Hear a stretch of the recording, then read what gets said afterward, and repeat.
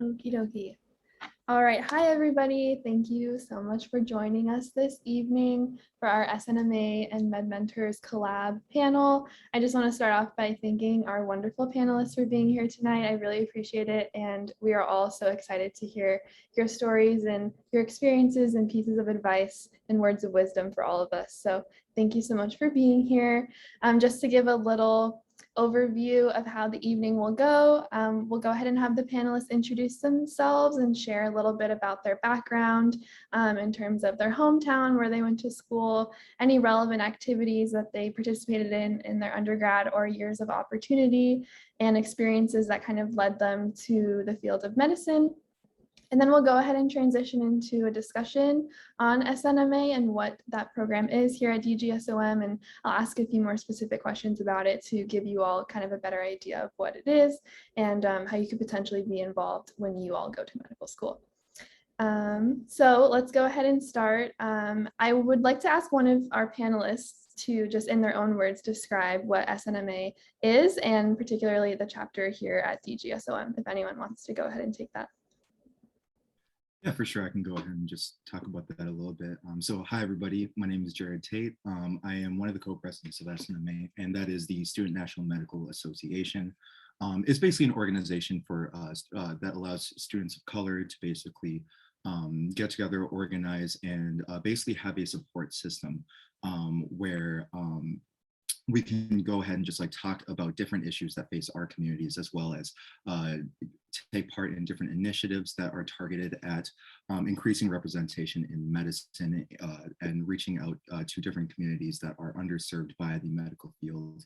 And so, Keely, am I answering the entire question? I'm not sure if there are other parts of that. No, that's perfect. That's perfect. And we can also go into a little more detail when I ask more specific questions to you all later on, but that was a perfect overview. Sure. And also, if anyone has any questions for our panelists, we're going to have 15 minutes at the end to do a Q&A. So feel free during that time to unmute yourself, or you can also just chat me and I'll go ahead and voice your question to the group as well. But thank you, Jared, for that wonderful overview. And we'll go ahead and transition now into each of our panelists sharing their stories. And this can really be however long as you want to make it, maybe like 5 to 7 minutes. So include whatever you feel is important and relevant to you. So we'll go ahead and start with Alex, if you don't mind. Sure, I'm happy to. So my name is Alex Johnson. I'm from Durham, North Carolina, and been there most of my life. I went to the University of North Carolina for undergrad. Go Heels, I love basketball. And I kind of, for a long time, I've known that I wanted to be a doctor. Both of my grandparents are pastors and they live in rural North Carolina. And I kind of always grew up as a little kid going to see people who are sick and shut in. And a lot of people had chronic illness and were relying on their families. And it just always kind of struck me that Black people just didn't live as long as white people where I'm from. And so that kind of like was a current that carried with me. During high school, I mean, I like science, I like biology. I'm kind of a nerd for like plants and animals. So that carried me through. And in college, I started getting involved in a number of like, I guess, health adjacent things. So I started off being a companion just in waiting rooms at the cancer center with kids. And doing art therapy as well. And then I got more involved in shadowing. I started working in a basic science lab, which is not for me. However, did help me along the way, and I got some kind of skills. But kind of during this whole time, I was just always thinking about how I could make an impact and give back to my community. Because basic science wasn't the way for me.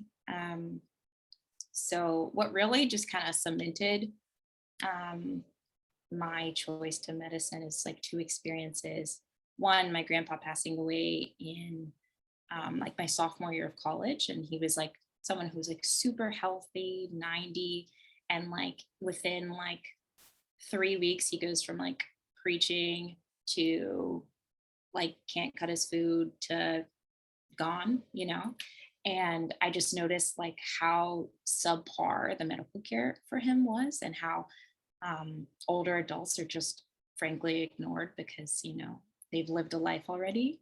However, they're a population that's really underserved and everyone's important to someone, you know? So I got involved as like an older adult companion um, with senior citizens on low income, and did a lot of things with dementia care and people with disabilities, and that was great. I'm really interested in geriatrics right now.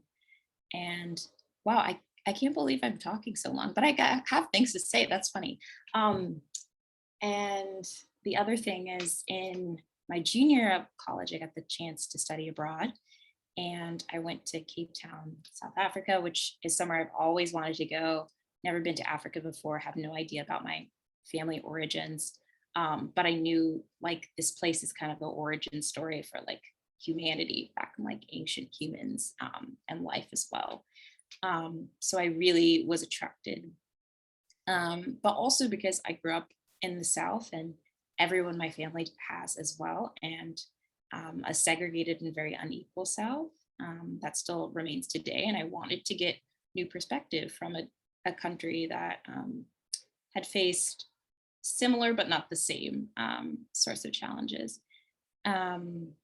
When I went there, I got to work in a hospital, a children's hospital in the burn surgery unit. And I was seeing little kids, you know, who looked just like my brothers or my cousins or whoever, who, you know, lived in tin shacks and on the level of hundreds of thousands. And because they don't have safe electricity or hot water, that mom has to boil in their one room, they get burns all over their body. And it didn't happen to the white kids. It didn't happen to the rich kids. It happened to them. So that kind of just like put everything together. I was like, aha, all right. Poverty, inequality can like literally manifest on the physical body. I have to do something about that. So yeah, and that's why I'm here. Thank you so much, Alex. That was so wonderful, and we really enjoy hearing your story, and I'm sure there'll be lots of questions for you later. Tay, would you mind going next? Absolutely. I was posting on my Instagram story the link in case anyone wanted to join in. But hi, everyone. My name is Tay Butler. I am a second year here at UCLA. I am from Los Angeles, so literally like UCLA has been where I've gotten my healthcare since I was a young child. I went to undergrad at Stanford. I studied human biology. Yeah, and let's see, relevant. I'm looking at your little notes. Okay, relevant activities in undergrad. I did a few things in undergrad. I did a lot of bench research, which I also didn't really like, but I felt it was one of those things I kind of had to do. It was okay, but I basically researched AML, which is acute myeloid leukemia, and developing less toxic and more effective therapies to treat that disease. I did, your basic shadowing. I am also an online personal trainer. I guess I should really just go back to the beginning, kind of like Alex did, and like why medicine and how I even got here. And then I think everything else would make more sense and fall into place. So similar to Alex, I've wanted to be a doctor for a very long time. My journey started when I was 9 and I was diagnosed with acute myeloid leukemia. For those of you who don't know, that's just a rare and aggressive blood cancer. And it was very much out of the blue. And I spent 10 months in isolation at UCLA Mattel Children's Hospital. And I had a bunch of surgeries. I don't even know how many rounds of chemotherapy. I was only able to be around my immediate family. I couldn't have any visitors or see any friends or go to school. So that is where it all really began for me. I was super curious about what was happening to me. No one was really explaining much because I was 9, and I probably wouldn't have understood, but I could have had a little something, would have been nice. But that's where it all began for me. And since that moment, I've known that I wanted to be a doctor. I wanted to make a difference in patients' lives, similar to how my doctors did for me. And that's when I just kind of started taking those science classes and going to the biology summer camps and things like that. And that's why once I got to college, I started working in a lab to develop drugs for AML. That makes a little bit more sense now. What else did I do? Oh, I created a board game for kids with cancer as well during my time in college. As you can see, I'm very passionate about like improving the hospital experience for kids who are in similar situations as I was and their families, and kind of approaching healthcare in a more holistic sense rather than just focusing on the symptoms, like the entire experience that patients might be having. So that is what I'm leaning towards going into. I'm leaning into going into pediatrics, maybe hematology, oncology. We will see, because they don't let us shadow yet, but it's okay. We just got approved. We can maybe see what else is out there. But yeah, that's kind of my journey to how I got here. It's been very surreal to be a medical student here after being treated here and getting to like work with some of the doctors that treated me 15 years ago. So it's been a really cool experience. And yeah, let me know if you have any questions. I hope that was thorough enough. That was perfect. Thank you, Tay. And also, if you don't follow her fitness Instagram, you should, because I'm obsessed. Okay, Jared, you wanna go next? Yeah, for sure. So what's up, everybody? Again, my name is Jared. I'm originally from Minneapolis, Minnesota, and I am a second-year medical student. So for undergrad, so I actually, so I started off at the University of Minnesota my freshman year of college. It's a pretty big school. It's like 60,000 people or something like that. And I don't think it necessarily fit me. Like I couldn't get to know any of the professors or anything like that. So I didn't really vibe with that. So I ended up actually transferring to McAllister College, which is a smaller like liberal arts school, and really enjoyed my experience there. I think it just kind of like fit with the way that I learned and everything like that. And so just to kind of talk about my overall journey to medicine and medical school, I think like Tay and Alex, I also kind of knew for a very long time that I was interested in medicine, like going back to like sixth grade or something like that.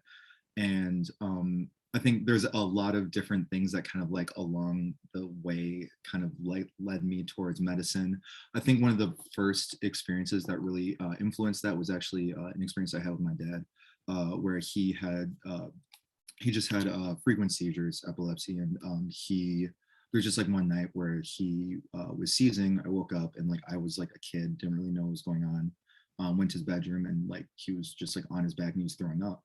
And I just, by the grace of God, I was like a Boy Scout like back then, and so like I knew to like turn him on his side and like clear his airway and everything like that. And that was just like a really powerful moment to be able to be there for somebody when they needed it, like that. And it was really something that I was like, damn, like, okay, that's kind of cool. And just kind of like going along the way, like there's shows like Scrubs where like Dr. Turk was like my hero and everything. I'll go back and watch it. I'm like, oh man, this is so great.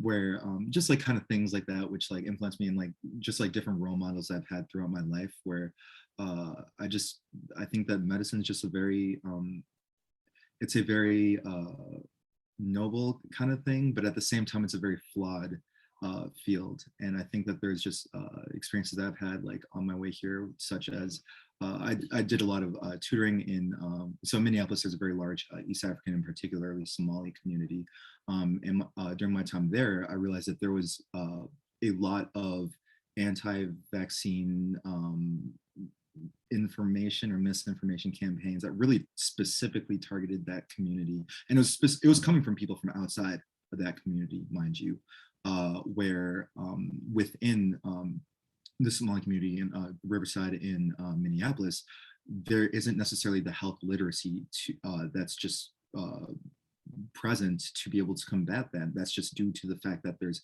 inherent systemic inequities in our system that prevent people from those backgrounds to get medical degrees and get medical or obtain medical knowledge, etc.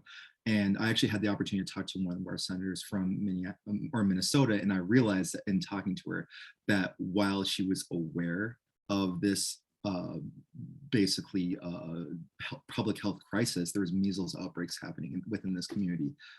I could tell by talking to her that she wasn't going to do anything about it. I think having that type of experience, it really makes you realize that in order to change these things that you see and these problems that you grow up next to, you got to do, like, somebody's going to have to do it. And you realize the people in power, the people in those positions as it currently stands, aren't necessarily, I don't want to say interested, but there's no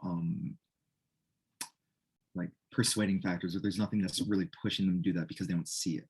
And so for me, I think that just really empowered me to want to be able to get to a level in my career where I can make a direct impact, to be able to help communities that have traditionally been unseen in America and beyond. And so that's just kind of like an overview of like my journey to UCLA.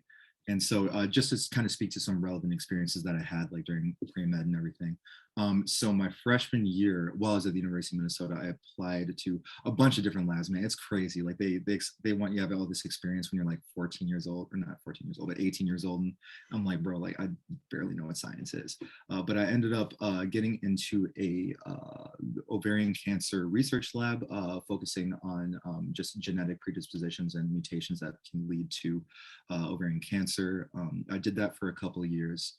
And then after that, I actually ended up going to UCSF after I graduated for 2 years as like a kind of like a gap year experience, or gap 2 years, where I worked on neuro-oncology, or basically working on developing immunotherapies to target like specific pediatric brain cancers. So I think that when it comes to basic science, I learned to love it as I went. I don't think it really naturally comes to me, because like I very much so like the social aspect of medicine. I like being able to talk to people, interact with people, like be with somebody as they get better. So for me, the scientific workflow was something that was new to me. It didn't necessarily come as natural, but I did learn the value that has, and just like some of the cool aspects of that, and like how that plays into medicine overall, and other. I guess like that's like really like my main thing that like I did like on the side going to medicine. There's other things like I tutored students like in like a high school like in our community, and also like started a nonprofit organization focused on increasing the awareness on just STEM professions and fields, increasing the awareness among just Black high school students. And so that was something that was really important for me during just like my overall pre-med experience. But yeah, that's kind of just like an overview. Let me know if y'all have any questions whatsoever. I'd be happy to answer them. And so yeah, thank you. Thank you all so much for sharing. It's so inspiring to hear your stories. And I feel like even for myself, I don't really get to hear a lot of my classmates' stories of why they chose medicine. So I really loved hearing all of yours. So thank you so much for sharing. I want to go ahead and transition now and give enough time for you all to talk more about SNMA in general, and just kind of why you decided to join this organization and what you've been able to do and the impact that this organization has nationwide and also here in LA. So we'll go ahead and start it off with, just kind of why all of you decided to join and what drew you to SNMA's mission. I just talked, but I can kind of kick us off here. So I actually have like a really distinct memory that kind of highlighted the importance of SNMA overall as it relates to like my experience as a medical student. It was back when I was at the University of Minnesota. It was like my first college lecture ever, this huge classroom, like 400 people. It was a general chemistry class. And I remember getting in there and I looked around, I was like, man, there's like 2 other Black people here. And I just like felt very kind of like alone, or I felt like very like, I don't know. Yeah, I felt out of place. And I felt like it just wasn't, I was like, man, like, what am I doing here? You know what I'm saying? And that feeling kind of stuck with me through my freshman year in a negative way, but I was able to kind of like turn that into a positive and just like realize like some of the underlying just like societal problems that would like lead to that. But that's another story. And so getting into medical school, that's very much so something that like I was like, I want to find like my community and my people, and not only be able to find them, but then be able to propagate that in the future, and be able to make sure that when it comes to pre-med students of color or high school students of color, et cetera, to be able to show them that we are here and we are working to improve the condition of our community, improve the condition of the medical field overall, and be able to increase representation so that we have a medical apparatus that resembles the actual populations that it serves. And so that's kind of what drew me to SNMA overall.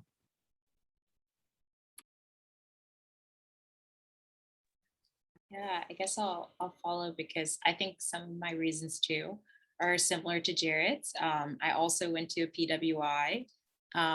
It was hard. Sometimes you're drowning, and a lot of people that are different than you, which is okay and a growing experience. However, for me personally, there were some really rough points, and kind of like Jared said, I was like seeking a community somewhere. And the thing that really stood out to me about UCLA was just like how, I guess, established the Black community and like just minority groups in general were, and how they were willing to be like more than just like mentoring about medicine. Like they do that so well, but it's checking on you, it's a fallback, it's a support system. And I remember like when I was like still deciding on schools, I got a call from Katharina, who's now a third year, and she was like, hey, you know what, like we're kind of from near each other, like what's going on with you, do you need any help? And you know, she didn't even know me, and like I hadn't even decided on a school yet. I don't know who I was anyway. But that like stuck out to me so much, and like it's just like another bonus on top of like being able to make a community impact. So yeah. I don't even really have much to add. I just recently joined the board. I think everyone here is on the board. I don't know, but I think I was in SNMA as soon as I came to UCLA. But it's really the same reasons, as just having that support system and that safe space to discuss some of the unique issues that, you know, people who are similar to us might be facing. I think that's so important, especially when you're entering a space that is predominantly white or predominantly not, you know, people who identify as you. And I mean, I grew up pretty much, I was the only Black kid in my class. That was the type of vibe. And then I went to a PWI. Stanford did an okay job. We had a dorm called Ujima that was an African or African-American themed dorm, where 50% of the students who lived there had to be Black or African-American or identify in that way. And I remember that was really the first time I felt like, okay, A, I'm not in the minority, and B, I'm like surrounded by people who are similar to me and like who get me without me having to say a lot of things. And I think when I came to UCLA, I still wanted that type of community that's just there and that has your back, and that you don't have to explain a lot of your experiences to. But on top of that, similar to what Jared said, like the way that this organization is able to contribute to the community and give back is so huge. And I'm just super excited to be a part of that. So join us if you come here. Awesome, thank you. Would you all be able to speak to the meaningful activities or events, programs, you know, things like that, that SNMA hosts? So I guess I'll go here. I think for me, one of the coolest like experiences that I had in SNMA was actually like I think it was the welcome event for the MS1s that we had. And for me, that was just like, I know it's just like a welcome event. It's not like anything crazy, that special, but just like having that moment when all those MS1s who are coming into medical school and like they've been in LA for like a couple of days, couple of weeks, something like that, having the moment where they get there and you just like, you see that community, that's like cool to see, you know? And for me, that was like really big. just because I was like, oh damn, like this is already established. Like I don't have to like put in like a crazy amount of work to be able to find like my people, you know what I'm saying? And so yeah, like I don't know, I just think that that's like a really kind of special thing, because you're like, man, like, you know, it's gonna be all right. So yeah. And then just adding to that question, what has been your most memorable experience? I guess Jared already answered that, but if Tay and Alex want to speak to one of your most memorable experiences being in SNMA thus far. Yeah, I think last year when I was a first year, something that really stood out to me is like UCLA introduced these people called ACEs, which are supposed to be your specialty mentors. And pretty much none of them were minority people. And I was like, not shocked about it because this is what happens. But yeah, anyway, so what SNMA did, they have during Black History Month and throughout the year, there's a bunch, and in collab with a lot of other affinity groups, there's events that showcase minority doctors. And I went to a panel with Dr. Fulame, who is this incredible GI researcher and doctor who just like kicks ass, works on health disparities, and is really like really top of her field and top of the line and is willing to help. And I think like SNMA is like so good at building that bridge between students and faculty and like being encouraging, like you can do this. Hey, this is someone to reach out to. Hey, you're not alone. So I thought that was really, really cool. One thing I'm excited about, it hasn't happened yet, but I'm in the UCLA Drew program, and at Drew, we do Project Santa Claus, which happens every year. And it's a toy drive and like celebration for kids in the Watts Compton area. And SNMA gets to participate this year because of COVID allowing, well, vaccines allowing. So I'm really, really excited about that as well. Okay, I think my most memorable experience, it's not exactly an event that we necessarily had, but I think it was just the vibe of, similar to what Jared said with the welcome weekend. I film myself for the internet to see, and I film a lot of the times when all of us are together at these events, and I post them on the internet, on YouTube for people to see. And I think it was a very surreal moment for some of the Black MS1s to come up to me and say, you are the reason that I applied to this school, because I saw that there were Black people here and I wanted to be a part of that community.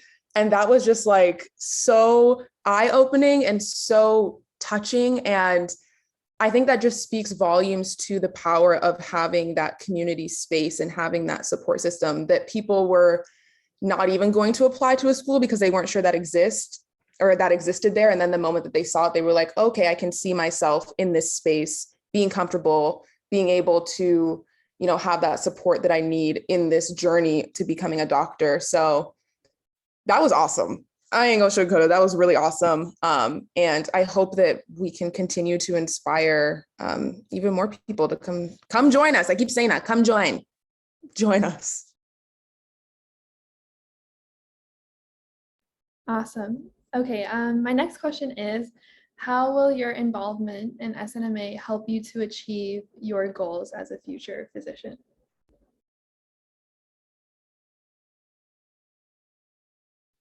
I guess I can start with this one.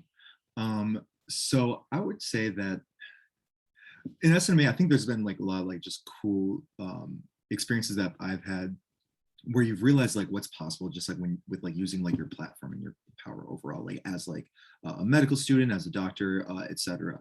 One specific instance was when I actually had an emergency medicine physician, Dr. Richards, reach out to me because it was a great email. He was just like, hey, what's up, man?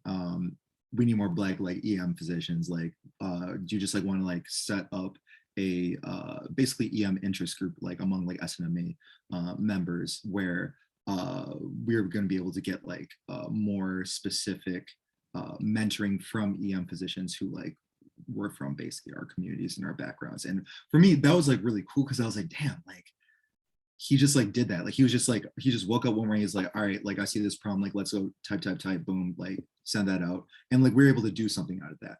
And I've had like a lot of different like meetings with him, like myself, because I'm also interested in that field. But I've talked to him just like about like a lot of the different like students that he's been able to like work with, and students who have been able to approach EM from a different perspective from what you would typically see, just from like a generalized standpoint. During one of the, I actually got coffee with them last week, just kind of catch up and everything. And we ended up, there was somebody who came up to us who, from the appearance of it, just like didn't necessarily have a place to stay, and was just asking us about like, oh, like, just kind of like asking about like where they could possibly like kind of like end up to like a safe place to spend that night. And that kind of prompted this conversation, like after we had like directed her towards just like a nearby shelter, or basically to the hospital that would be able to kind of like take or give her information like on shelters and everything like that. We had this conversation about like how EM really shows the manifestation of societal issues, and seeing that like, especially like in the hospital that he works at, which is like in a predominantly Black area, seeing how a lot of the ways that you don't necessarily think about how policy or how different just like city ordinances will impact like individuals who are in positions that are not necessarily the most empowered in our society, how that will affect them. I really appreciated that, because that was speaking to me and to where I'm at and to where I'm from. And so to be able to see somebody doing that makes me want to do that when I get there, and makes me want to do more, and makes me realize what I can do. And so that really wouldn't have been possible without like my participation in SNMA. And so I don't know, it makes me excited because it really shows you like what you can do and like what you can change. So.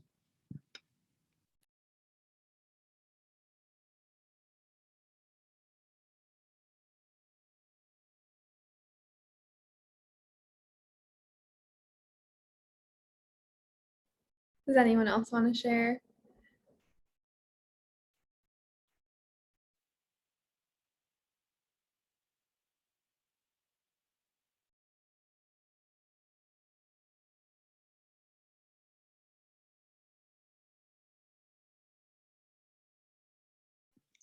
Okay, I was just trying to change the order up in case I was like dominating you or something, because anyway,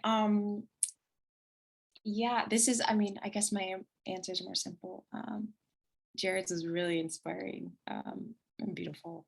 But I mean, I just love being an SMA because I get to be with all these people who are going to do incredible things and are already do incredible things, like whether that's Jared in the emergency department or Tay in oncology or wherever they end up. I'm connected with people who are so motivated and so kind all around me as an organization. And I just think that's the coolest thing ever. So, yeah. I'll add in something real quick.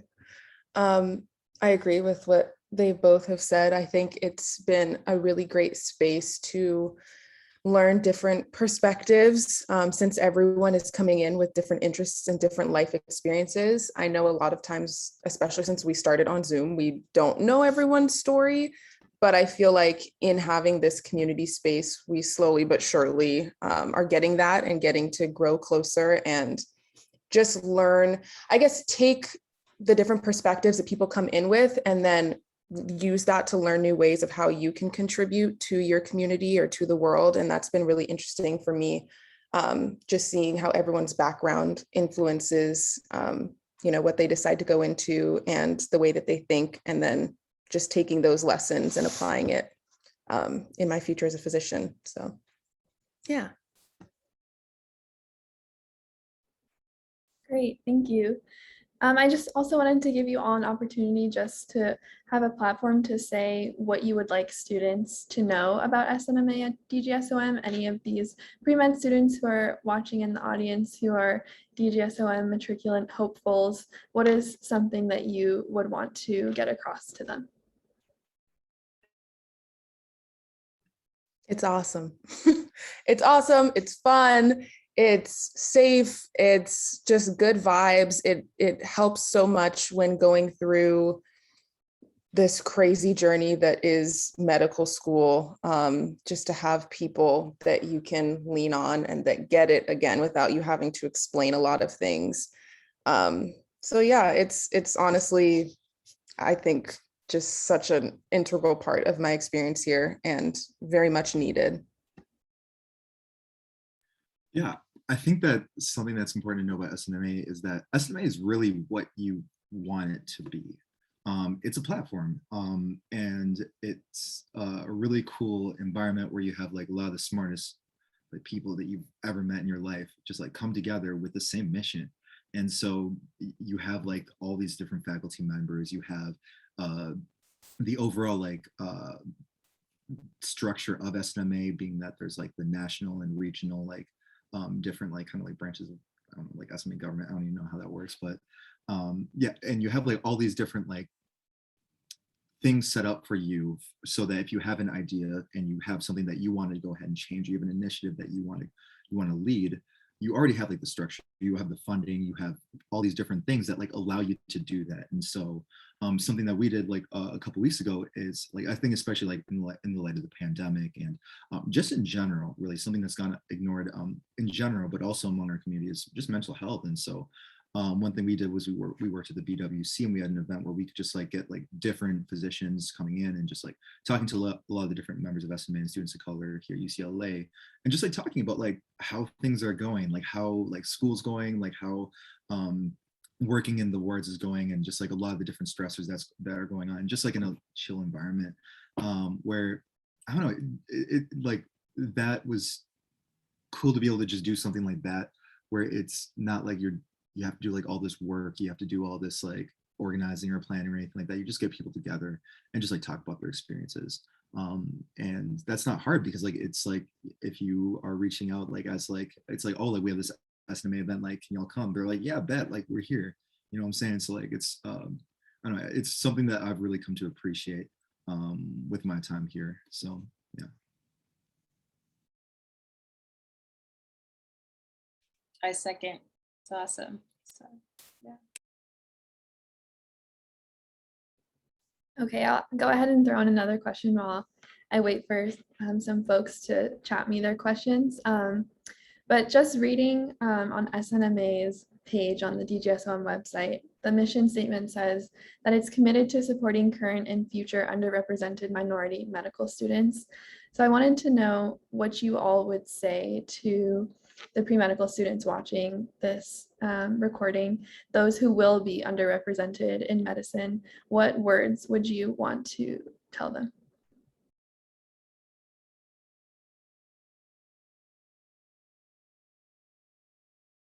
That's a hard question, so you can you can take a little bit if you want to think. That is a really good question. I'd say one of the biggest things is that you're not alone. And there's going to be a lot of times where it's going to feel that way. Like there's just countless times where I've been, actually, I remember this one time where I had to speak at, like for my research, I had to speak at this conference. And this is back when I had a high top and I was like going there, and it was just like this neuro-oncology conference. And one, I was like, one of like a couple, just a handful of Black people there. Two, I had this high top. So I just felt like very visible and I felt very out of place.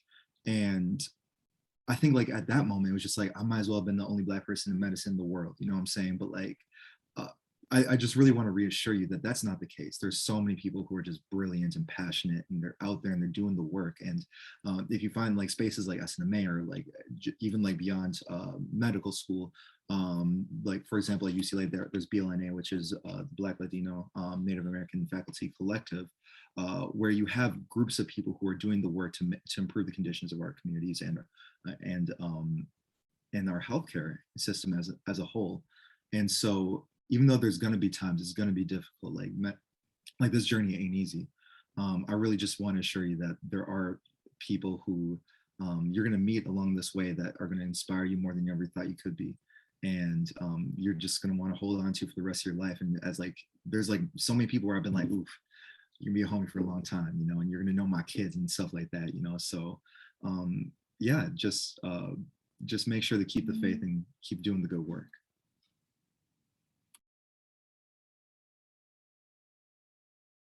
That was so sweet. And yeah, I mean, along those lines, like, I would just say that like you're already enough, you know, and you can do it. We need kind, representative, wonderful people in medicine. That's what we haven't had enough of. And that's really how we're going to make a change. So I really encourage you to just try your best and be yourself. Oh, I had another. Oh, yes. This is what I was going to say. This is what I was going to say. Also, it's all worth it for all the struggle that you do. It's worth it for the patient, and it's worth it for like what you can do. I remember someone came up to me and told me like, oh, Alex, like, it was so great to see you because like you're the first like Black medical student I've met at this institution. I was at Duke, and it just felt so special, you know, and like you have already done enough to inspire other people, which is a cool thing. It's like the butterfly effect, you know. Anyway, yeah.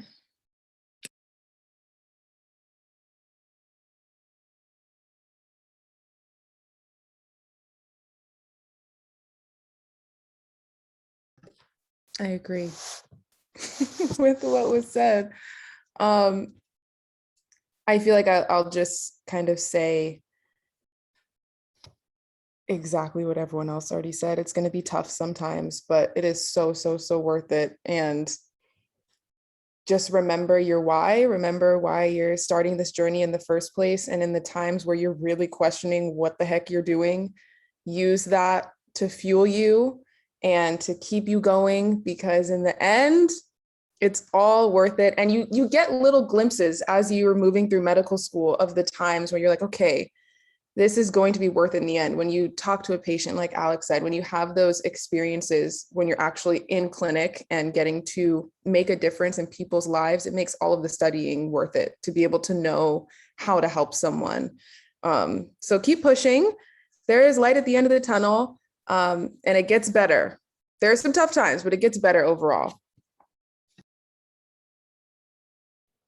We had a really wonderful question that was chatted to me, and it was, are the staff and faculty at UCLA diverse as well?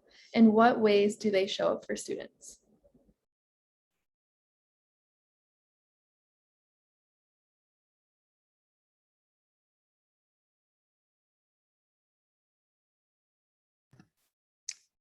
I would say,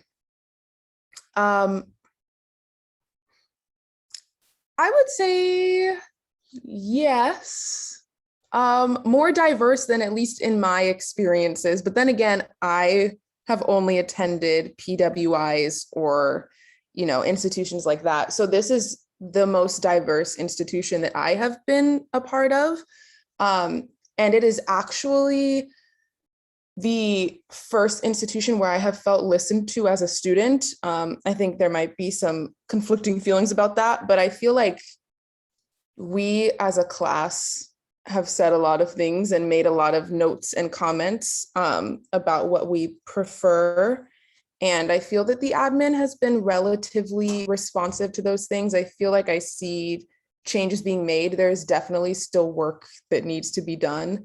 But at least for me, this is the best experience I've had, but I think it could be better. But this is the first time I've ever had a Black professor like teach anything, or let alone seen. And that's saying something, because if I have yet to see a Black doctor, and I go to the doctors often because I got health issues, like what does that say, you know? So it's been nice to see some representation. I think it could be better, but for me, it's the most that I've seen.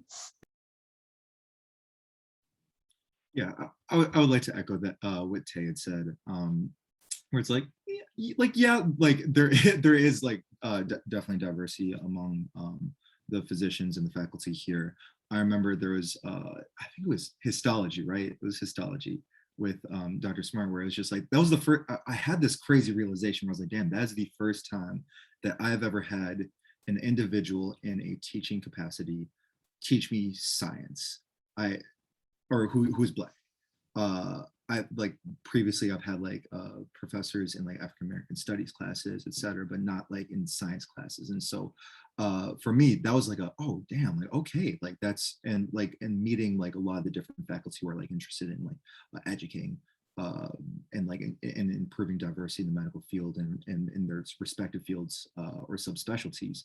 I've definitely like met many different professors of color as well, but at the same time, there's always improvement that needs to be made.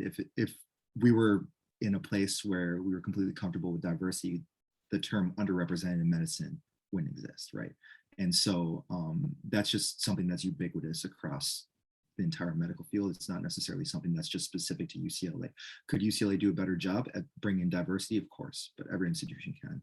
And so it's something that we're obviously working on. Us as medical students, UCLA to a degree could be better, but it is what it is, but it will be better. And we will work to make that the case.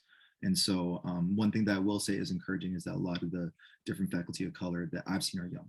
And so I feel like that seems like it makes it feel like there's kind of this transition that's happening. Hopefully that there is an increase, a further increasing, I don't know if this sentence makes sense, of diversity in medicine, but yeah.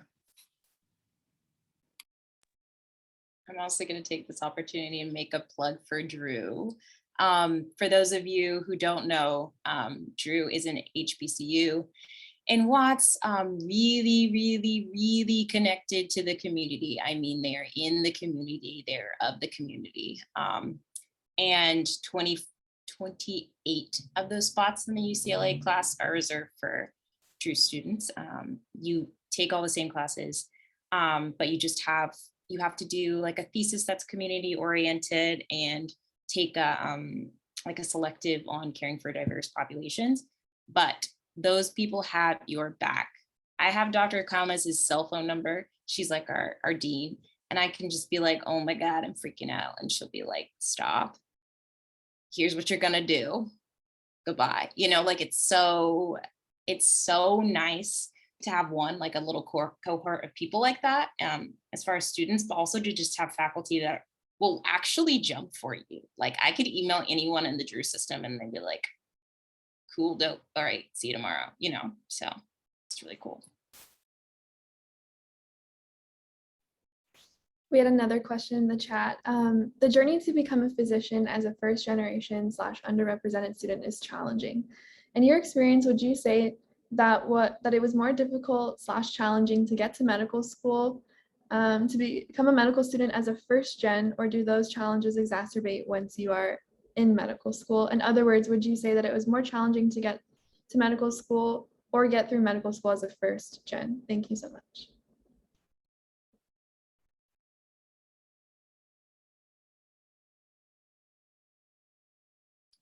So I can speak to my experience as the first in my family to go to medical school. I was not the first in my family to go to college. So I just want to kind of get that out of the way to start.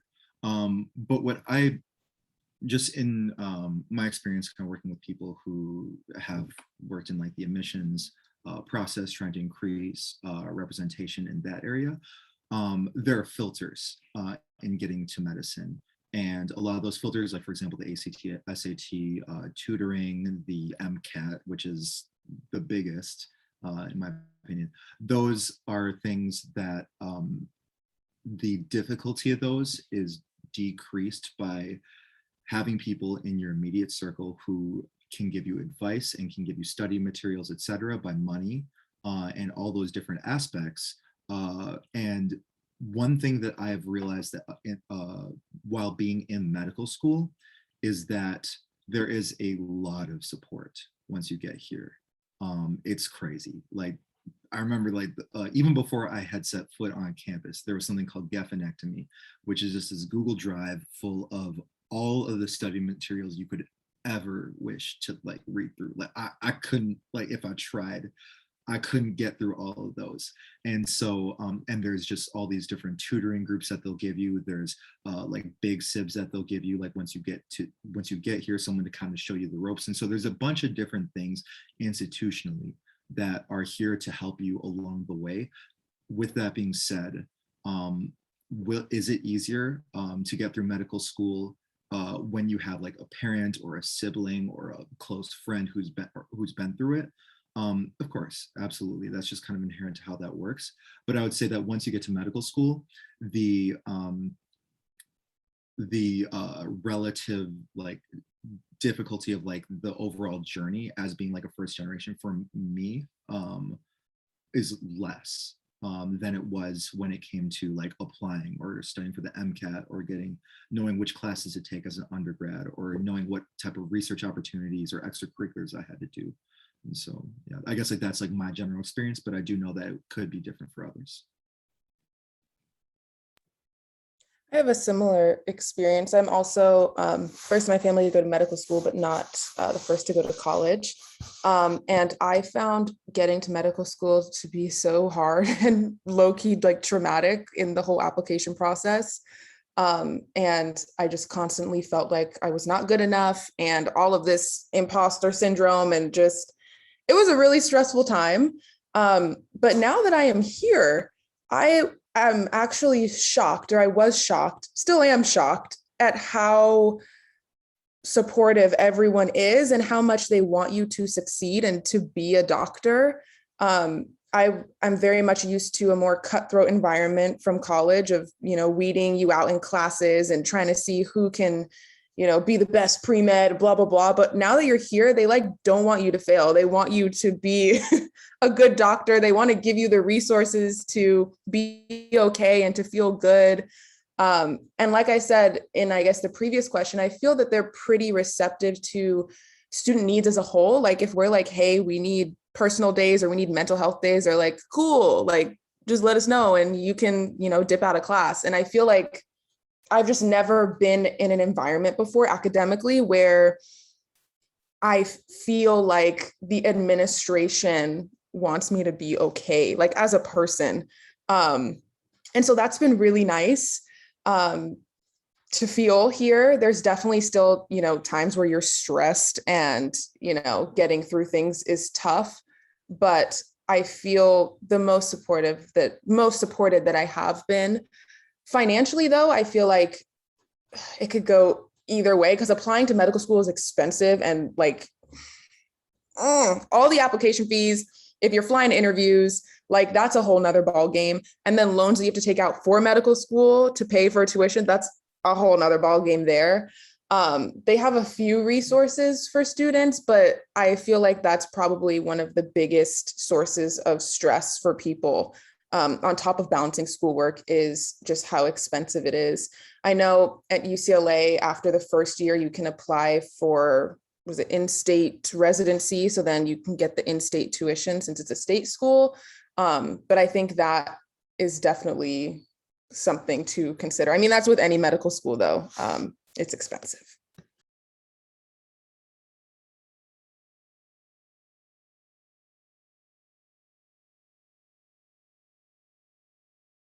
Yeah, I have to echo. They don't want you to fail. I felt like in undergrad, you just like everything's a weed out and they're just trying to select the people who can get to the top without any support, which should be no one, frankly. But here, they want you to stay. They want you to be healthy. I take mental health days all the time. I go to the BWC. We get free therapy. If you want it, I get my psychiatrist, my med management, I get my therapist, like all in one little bag that I don't have to pay for, that no one has to know about. It is amazing. And not every medical school does that. So yeah.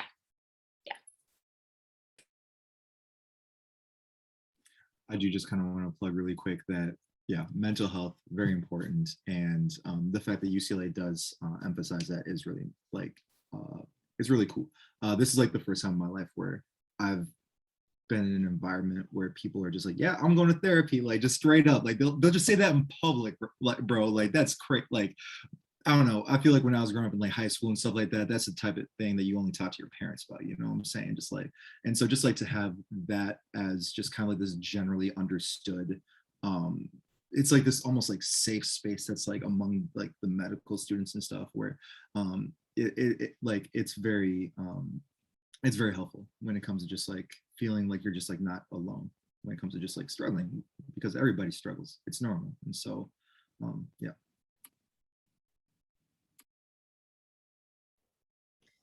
Thank you all again. It looks like we're getting close to time, so I just want to be respectful of everyone's time, but huge thank you to all of you for being on the panel tonight. It was just so wonderful to hear your experiences and your stories, and the things that make you so passionate about SNMA and just what you plan to do as a future physician. I just really appreciate it, and I know that everyone watching this will as well. So thank you again, and thank you to everyone who attended and will watch this recording. I hope it's helpful to you.